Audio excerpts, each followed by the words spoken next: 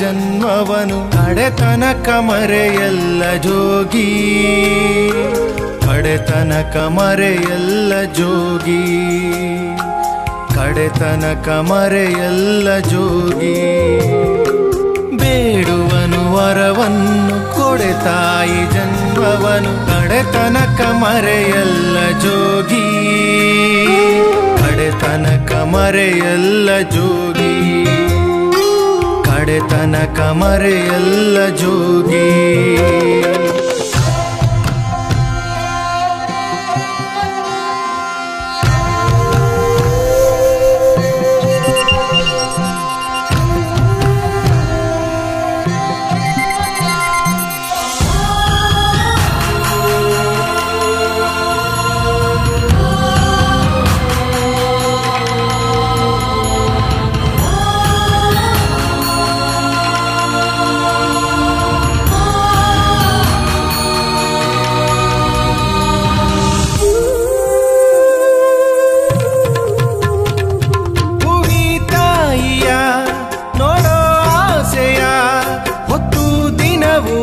ಸೂರ್ಯ ಬರುತ್ತಾನೋ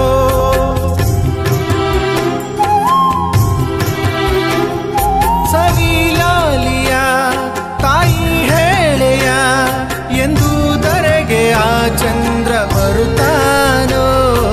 ಕನಿ ಕೇಳದೇನು ಕೇಳಯ್ಯ ನೀನು, ಕನಿ ಕೇಳದೇನು ಕೇಳಯ್ಯ ನೀನು. ಈ ತಾಯಿ ಎದೆ ಕೂಗನು,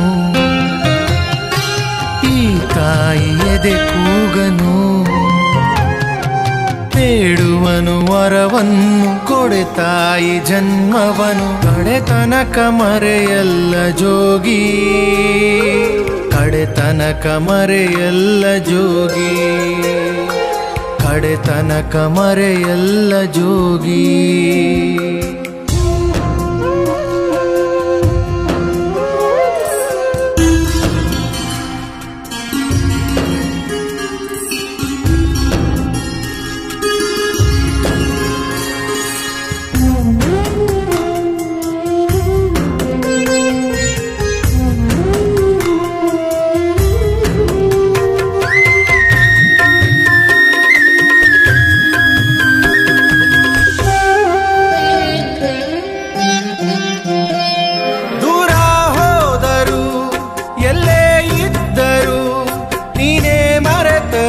ತಾಯಿ ಮರೆಯಲ್ಲ,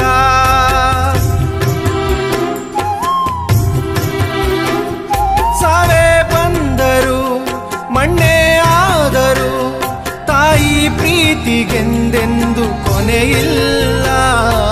ತಾಯಿನೇ ಎಲ್ಲ,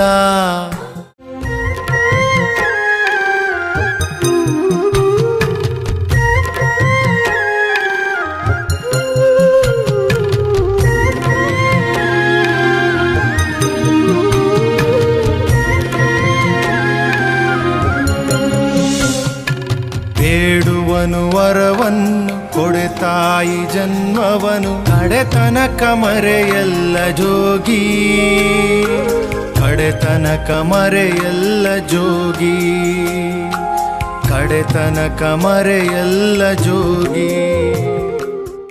ಯಾದಗಿರಿಗೆ ಸಾಕಷ್ಟು ಸಲ ಬಂದಿದ್ದೀನಿ, ಸುರಪುರಕ್ಕೆ ಬಂದಿದ್ದೀನಿ, ಆದರೆ ಕೊಡೆಕಾಲಿಗೆ ಬಂದಿರಲಿಲ್ಲ.